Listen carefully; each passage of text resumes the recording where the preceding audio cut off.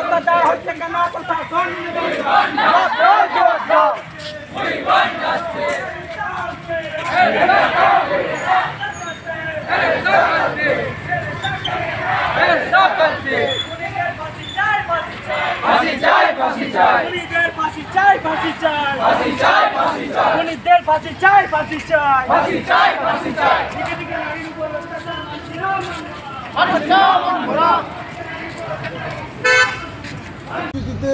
যে সময়টাতে আরজিকরের ঘটনাকে নিয়ে রাত দখলের লড়াইয়ে মহিলারা রাস্তায় নেমবে, সেই 14ই আগস্ট 2024 সন্ধ্যা 7:30-8টা নাগাদ আমাদের একটা বোন, যে বর্ধমান বিশ্ববিদ্যালয়ের দূরশিক্ষা দর্শন বিভাগের প্রথম বর্ষের ছাত্রী, তাকে নৃশংসভাবে হত্যা করা হয়েছে, যা খুবই দুঃখজনক এবং হিংস্র পাশবিক বলা যেতে পারে। গলার নালি কেটে যে দৃশ্য দেখা যায় না চোখের সামনে, তার প্রতিবাদে আজকে যারা উপস্থিত হয়েছেন, গতকালকেও উপস্থিত ছিলেন, তারা প্রস্তুত থাকবেন এই আন্দোলনে জোরদার প্রতিবাদ করার জন্য।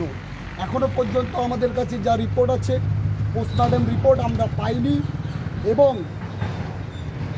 আমাদের যিনি ভিকটিম বা দোষী, তাকে এখনও পর্যন্ত অ্যারেস্ট করা যায়নি। আপনারা অবগত থাকবেন আরজিকর মেডিকেল কলেজের দুর্ঘটনায় ওখানে ভিকটিমকে অ্যারেস্ট করা হয়েছে, ওখানে 6 ঘন্টা বা 8 ঘন্টার মধ্যে পোস্টমর্টম রিপোর্ট দেওয়া হয়েছে, তারপরেও এই আন্দোলন রাজ্যব্যাপী চলছে। আর আজকে একটা আমাদের বোন, আজকে তিনি আদিবাসী সম্প্রদায়, সাঁওতাল সম্প্রদায়ের বলে এই আন্দোলনের সরাসরি দেখা যাচ্ছে না। তাই আমি আমার সমাজের যারা আছেন বা যারা শুভবুদ্ধি সম্পন্ন সকলকে অনুরোধ করা হচ্ছে, আপনারা আপনাদের এলাকায়, আপনাদের জায়গায় আপনারা প্রস্তুত থাকুন, আপনাদের সবান্ধব বন্ধুদের সবাইকে আপনারা এই বিষয়টাকে নিয়ে জানিয়ে রাখুন, সচেষ্ট হন। এই প্রতিবাদের আন্দোলন হয়তো বৃহত্তর থেকে আরও বৃহত্তর হতে পারে। তাই আজকের এই প্রতিবাদ মিছিল, আপনারা সকলে ভালো থাকবেন, সুস্থ থাকবেন এবং এই আন্দোলনে, এই প্রতিবাদে আবারও সামিল হবেন।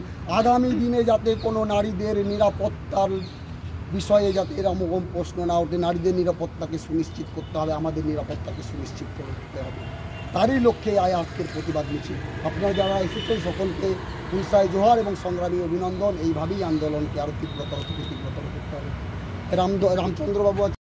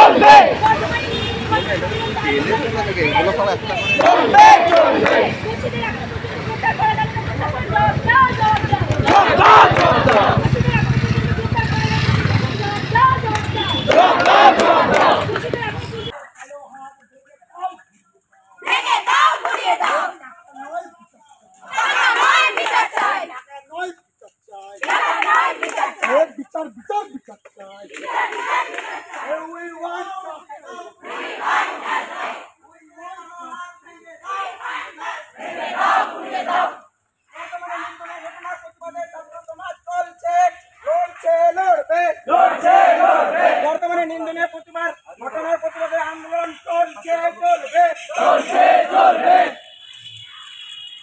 Justice for Bardhaman. Justice for Sadina. Justice for Sadina. Justice for Sadina. Justice for